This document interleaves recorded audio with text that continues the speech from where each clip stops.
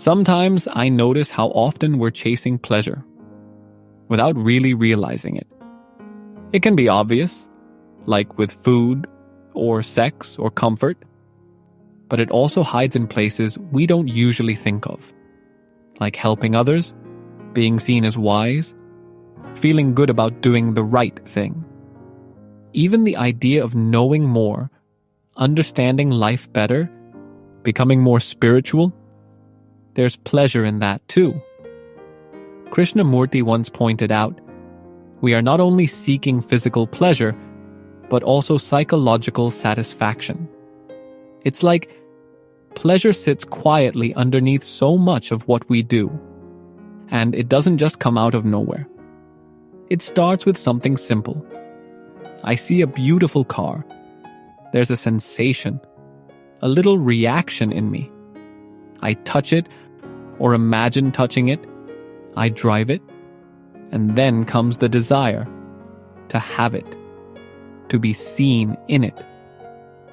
Or I see a sunset, a mountain, a face that's alive and open. For a moment, there's just that. Pure seeing. No me, no thought, just the thing itself. Krishnamurti once said, there is no observer, only observation. But then the mind shows up. It says, that was wonderful. I want that again. And something changes. It's no longer just a moment of beauty. It becomes a memory.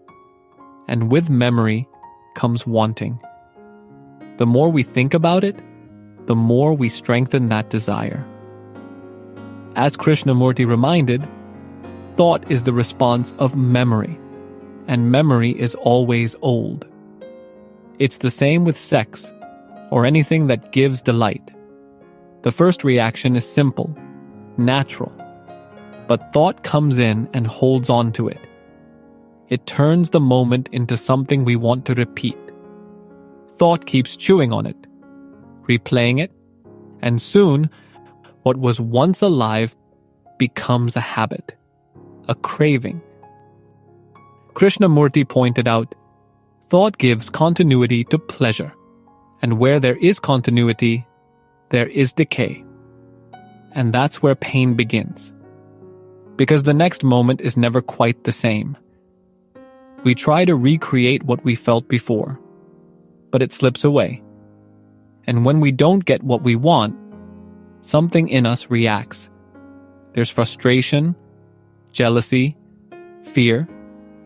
We might not say it out loud, but it's there. I've seen this in myself.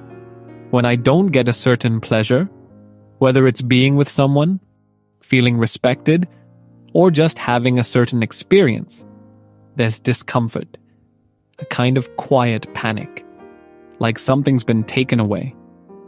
And when that happens, the mind rushes to find something new to fill the gap.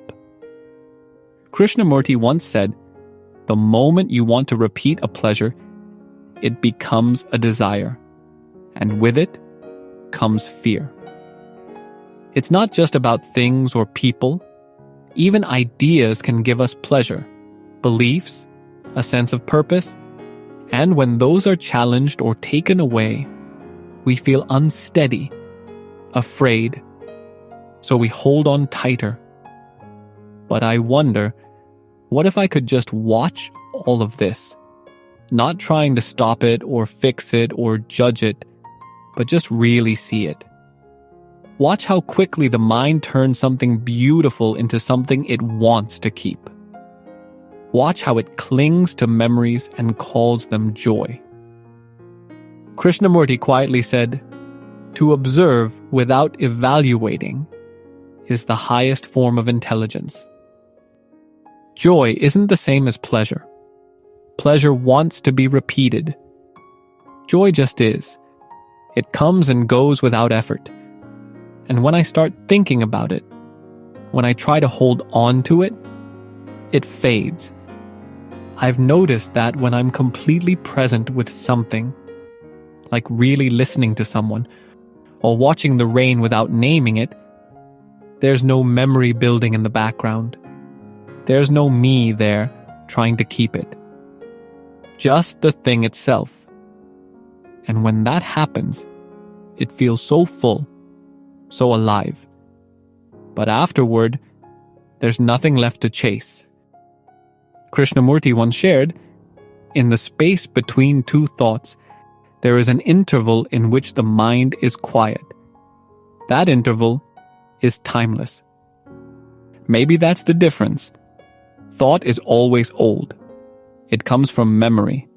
And what's old can never be truly free.